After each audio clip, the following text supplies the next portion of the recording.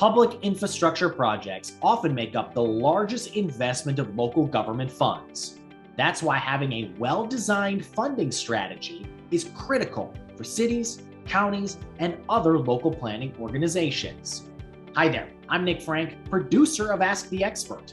Here, I'm talking with expert Amanda Whitaker about how to develop and implement an effective infrastructure funding plan.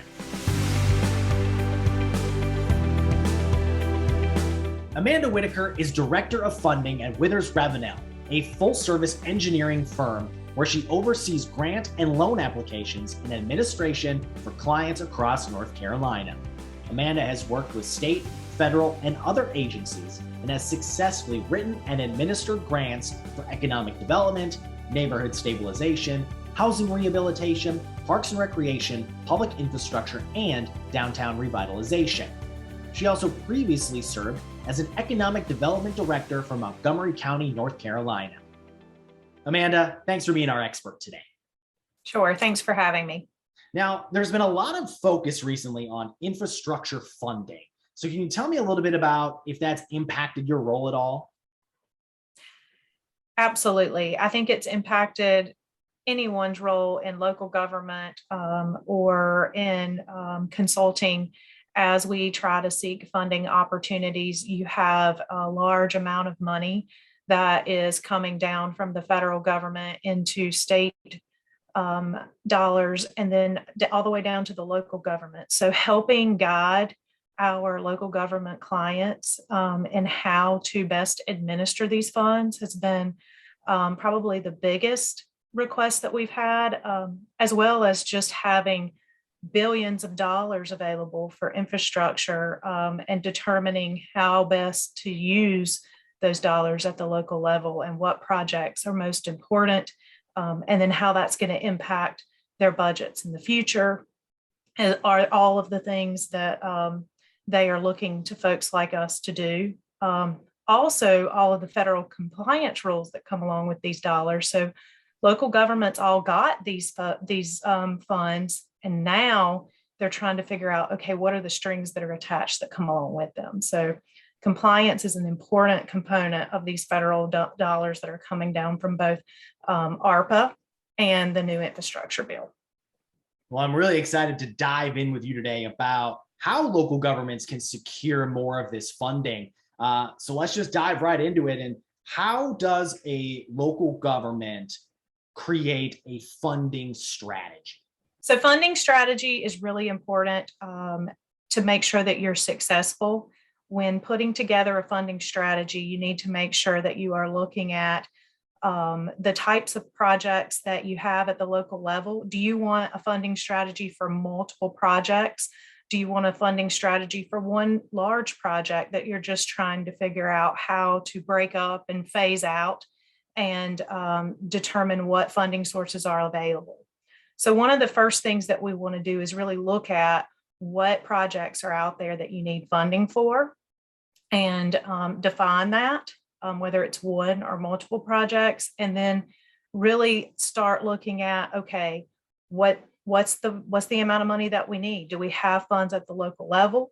Do we have partners that are willing to provide funds? Do we have plans in place that we can look at and determine, okay, this is an important project and it needs to be phased out, and these are our local partners, and this is part of our larger plan and our larger strategy. And so that really helps you to develop your project. And then looking at that budget. So, okay, we know we have a project that is a large ask, and what amount of money do we need to ask for? And what are the parameters around these funding sources? So if we're looking at a $10 million project, in some places that's a big project. And in some places it's a $40, $50 million project. How do we put all of the different components together? What are the local funding sources? And so it's not just about the funding sources that are grants. It may be grants, it may be loan, it may be low interest loan, it may be partners from other agencies that are willing to kick in some dollars. It may be a local company if it's an economic development project. So pulling all of that together to determine what your budget looks like. And then really looking at what are the priorities of these funding sources that might be available, and matching up the project with the funding sources that have priorities that match with what you're doing. So a good example is in North Carolina, they have the Division of Water Infrastructure. They have a priority rating system on how they look at your application. And there are certain components that they expect you to provide them in that application that helps you to score better. So making sure that when you are looking at that project, that you have those components together. And if not, then maybe we look at a different project, or we put more than one project together so that we are properly asking for the right buckets of money to match the project. So that's really key, is once you've defined your project, once you define your budget, define your funding sources and what their priorities are, and matching those up. And then that leads you to, is it something that needs to be phased as part of the strategy, or is it something that we can do all with one grant application cycle? One of those funding sources that you mentioned was grants. So how does an organization best prepare to apply for that grant funding?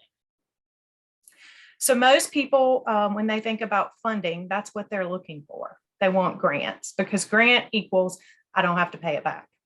And I think one important thing before you start writing the application is understanding that most of the time grants do come with strings attached, and being prepared for those strings if the project is awarded. So that's something that I think everybody needs to consider prior to applying, because especially federal dollars, and a lot of state dollars are federal pass-through dollars. So it's important that you understand what you're applying for and what are going to be the requirements if this is funded. And so part of preparing for a grant is, as we discussed earlier, having those funding strategies in place, but really understanding your funding source. What are they prioritizing? What is important to them? And how does your project match up with that? And if you know that, then you've probably got a pretty good start. And then understanding how they score or review their applications usually aligns with their priorities, but there are certain things that you can do to be better prepared. Having plans in place that show that this has been a priority for your community or as part of a larger strategy. It can be as simple as a CIP or an asset management plan. If it's an economic development project, your SEDS plan, having that larger strategy in place and showing this project is part of that. And we've been thinking about this ahead of time, and we've put plans into place. Community efforts, if you've talked to the community about it, showing those things on paper. Also showing that you've thought about it financially from a budget standpoint is important as well, and how that might impact your overall budget for the project. So a lot of times when you're applying for a grant, you might be just applying for one component of that project. So to go back to round numbers, a $10 million project, if you're applying for $5 million, making sure that you show how you're going to pay for the project to be completed so that they can really understand, okay, this project's going to be completed and it's not just going to be our money and then no end result. And then finally, making sure that not only are you looking at your budget, but you're looking at your timeline. So timeline for application deadline, obviously that's your number one timeline that you're looking at, but also making sure that you are looking at your project and how it fits into their timeline after funding. So if you're applying for these new like infrastructure dollars that are coming out, or the ARPA money that just recently came out last year in 2020, making sure that you understand those are going to be some tight deadlines that you have to fit your project into. So you might not want to roll out with a brand new wastewater treatment plant for these funds unless you've already done some pre-planning and maybe even some design on that prior to applying for the dollars. But it's certainly an opportunity to do some maintenance, rehab, replacement of lines, et cetera. So thinking about your funding source and those deadlines, not only for the application, but after the fact, so that you can really show a good tight timeline and how you're going to accomplish your goals within their timeline given. Having a plan, having a budget, having a timeline, ways that agencies can be a little bit more competitive with their applications for these grants. You mentioned that there are some, states or these agencies also need to know that these could be some restrictions or some strings attached. What have you seen are some of those that typically have come along with grants? So specifically for federally funded grants, you're going to have to comply, and especially if you're doing a construction project, you're going to have to comply with what's called Davis-Bacon. Most people who have worked on federally funded projects are familiar with this, but you're going to have to make sure that your contractors that you're hiring are paying proper wages. You're going to have to look at payrolls. You are going to have to make sure that you're doing weekly interviews for employees, and that all of that matches up and aligns, and that the contractors that you hire are aware that they're going to have to comply with this. So federal labor standards, Davis-Bacon, all of that's going to be a string that you have to think about when you're looking at these projects, and making sure that your contractors are aware of this when you bid this out, so that when they bid on the project, they can think about the wages that they're going to have to pay their employees to be able to work on these projects. All of that is factored in at the beginning. And a lot of that is factored into an administrative line item. So maybe you need to hire a grant administrator that is familiar with all of the federal and state rules around these programs that can help hold your hand through the process. Most folks, that's what they do at the local government level. If they're not a larger agency, they hire those grant administrators to help guide them through the process and ensure that they're meeting those state and federal compliance components. Another one, which you wouldn't think for infrastructure projects, but a lot of infrastructure projects here lately have been funded out of CDBG dollars, which are community development block grant dollars, which derive from HUD, which is the federal housing agency. So there are fair housing and housing related compliance components that go along with a grant that might be to put a sewer line in.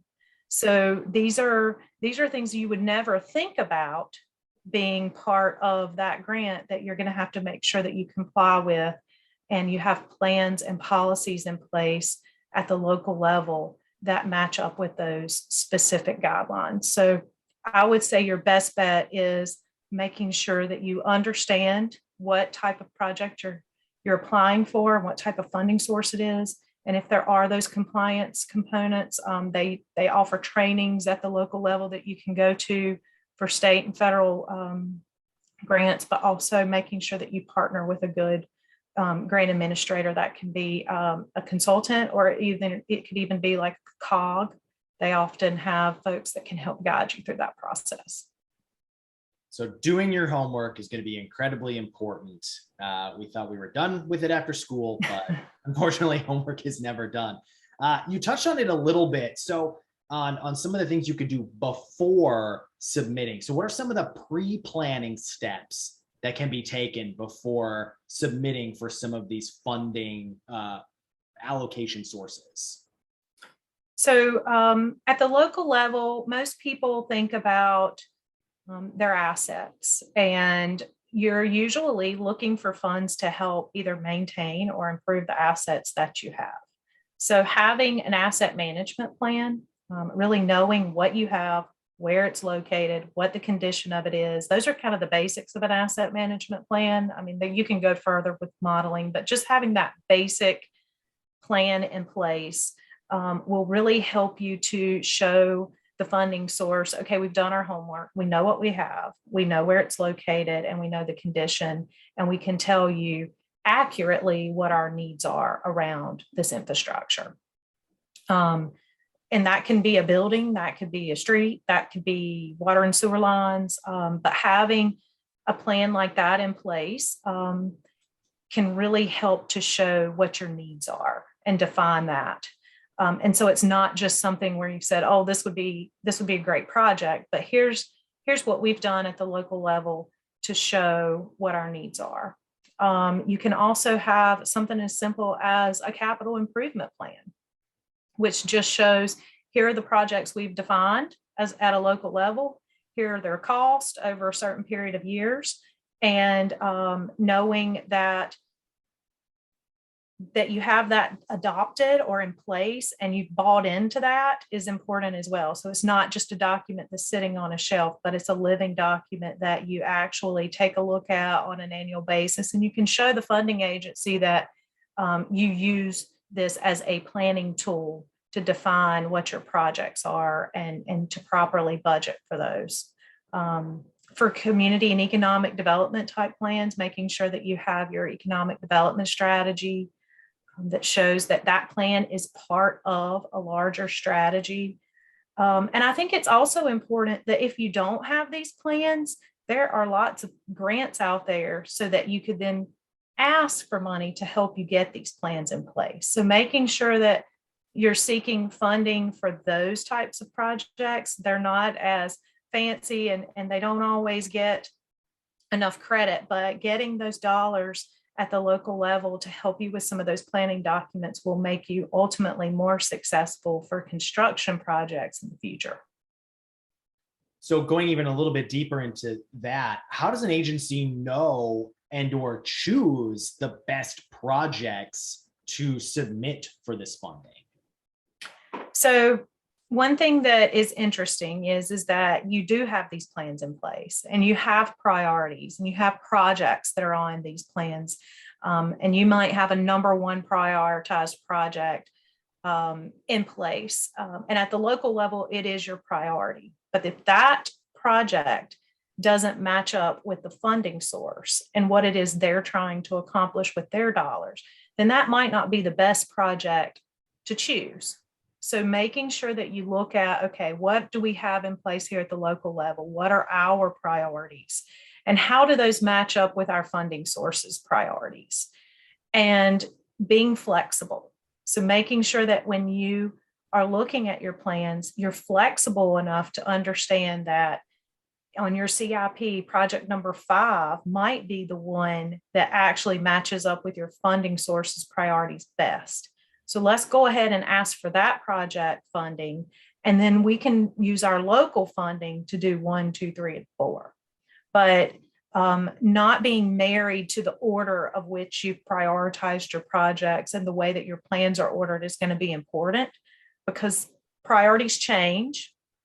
So you might have put that plan in place thinking that this funding agency really likes this type of project.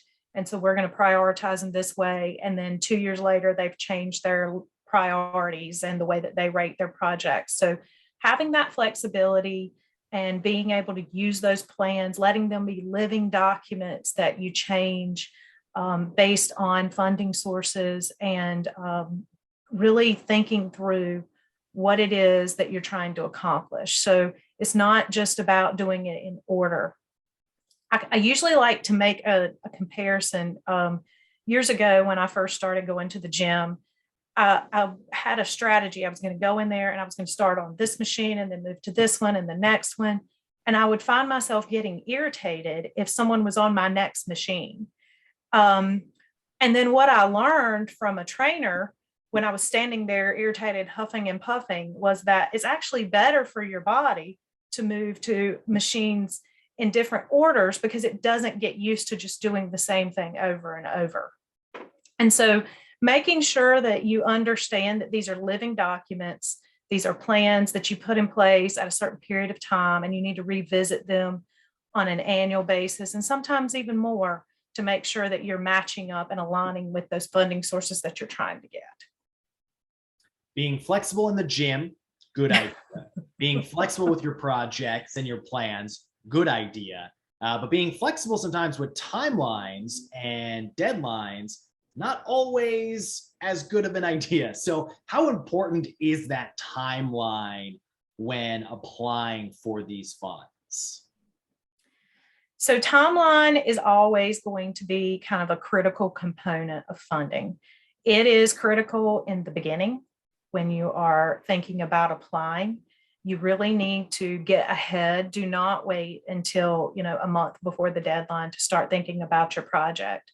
Look, that's part of your funding strategy is, okay, what are our funding sources? When are the applications due? And how are we going to meet these deadlines? So making sure that you have enough time to put together a really thoughtful, competitive application is important, because it takes, at least a good 50 to 60 hours of man time to just put together components of these applications. So making sure you give yourself enough time for that QA, QC, and going back and really defining and refining your project is going to be important, so that you have a good application by the deadline. But then thinking about, okay, once this project is funded, because the whole goal is to get it funded, of course, how am I going to meet these deadlines? Does it mean that I put a project team in place that is responsible for accomplishing this goal, and they have certain components of the project that they're going to be responsible for overseeing? Does it mean that I hire a consultant to help me? Does it mean that I can't do an entire project because the timeline is not long enough? Or does it mean that maybe I think about the kind of project that I'm submitting so that I can meet those deadlines? So some agencies are a little more flexible with deadlines than others, but I will say state and federal agencies are pretty strict on those timelines, because they have a timeline that they also have to meet. And especially if it's like a pass-through dollars coming from a federal agency to the state, they have to answer to them. And oftentimes that money will be taken back for other things if it's not spent by that time frame. So you certainly do not want to set yourself up for failure and be over ambitious with a project that is going to take a lot of time and not be truly accomplishable within that time frame and the deadlines that are set out. Makes perfect sense, being flexible with plans, but being a little more concise on hitting those deadlines and knowing what to do after those deadlines. You've talked a couple times about projects, and whether it's $10 million project, $50 million project, whatever the project may be on the infrastructure side. How do agencies figure out the best way to pay for these projects, whether through grants or other funding sources? So oftentimes we are faced with having multiple projects or large projects that we can't pay for with just one funding source, whether that be your local government enterprise fund, a general fund, or even a partner coming into play. You've got to, again, go back to that funding strategy. And part of a funding strategy is looking at larger projects and how we can fund those. And sometimes that means we need to phase those projects.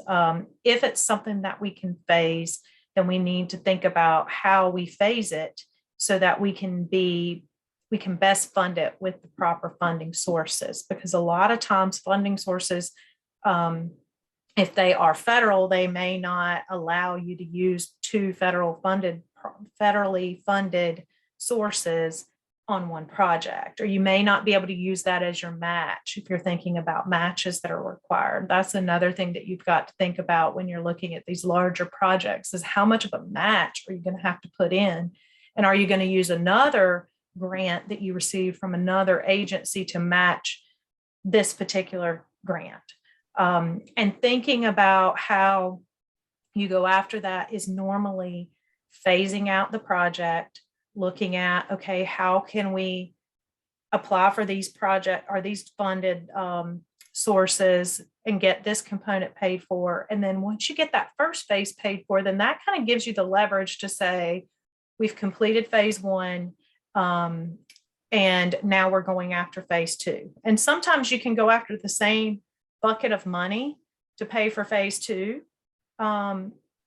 if you have enough time in between. And a lot of times you're going to, with larger projects, you're going to have 2 or 3 years, if it's a construction project, before you get to that end result. And so then making sure that you have a phased plan that takes into account the funding sources and how they work together is going to be important. And then also, when you think about how do you tackle and get these projects funded, it's how do you eat an elephant one bite at a time. And so you may not have planned to phase this project. It may have been something that you plan to do all at one time, but because of the way the funding sources work, it's better to phase it out and go after more grant dollars than it is to spend your local dollars on it. And sometimes that's difficult to spell out to the public, but I think showing how that impacts their tax dollars or their water and sewer rates is really important as you apply for these funds, to explain why it may be taking longer or why you've chosen this path, because certainly grant dollars help impact the overall budget. And if you're not using those local sources, then they can go to other things. Now, diving even deeper into the budget, one area that is really, especially starting to take hold now, is inflation. So why is it important to factor in that inflation and materials cost as those things increase? So when you apply for a grant, sometimes it can be 3 to 6 months before you ever hear back in regards to if it's awarded. So when you've already a half a year down the road after you've developed that budget. And then a lot of times there's a planning phase that you have to go through as part of that process that can put you a year or more. It's especially if design of a particular project is involved for water and sewer lines. Especially if you're designing a project, then you're looking at 2 years before you start construction at least. And if you put a budget in place, especially in today's times, think about if you put a budget in place in 2020 and you're trying to go into construction now, what that might look like. You certainly do not have enough money available to complete your project. And so now you're in a situation where you have to figure out again, after already going after funds and putting together your strategy and getting your project put together. Now you're back in the same boat of how are we going to pay for this? Or are we going to have to pare it down to meet what money we do have?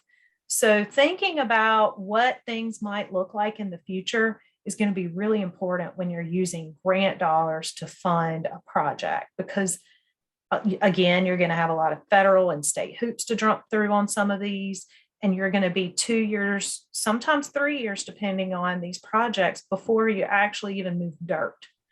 If that's the case, then you're going to need to think about inflation and what things might cost, and really be conservative in your cost estimates when putting together those budgets, so that you're not in a situation where you don't have enough money to pay for the entire project.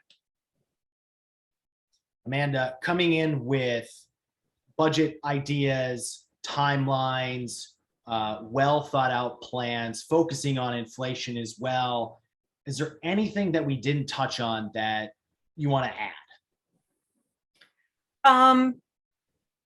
I think it's important that communities remember why they're going after those dollars. I think that sometimes people are at the local level are always seeking grant dollars and always looking at their projects and their bottom line.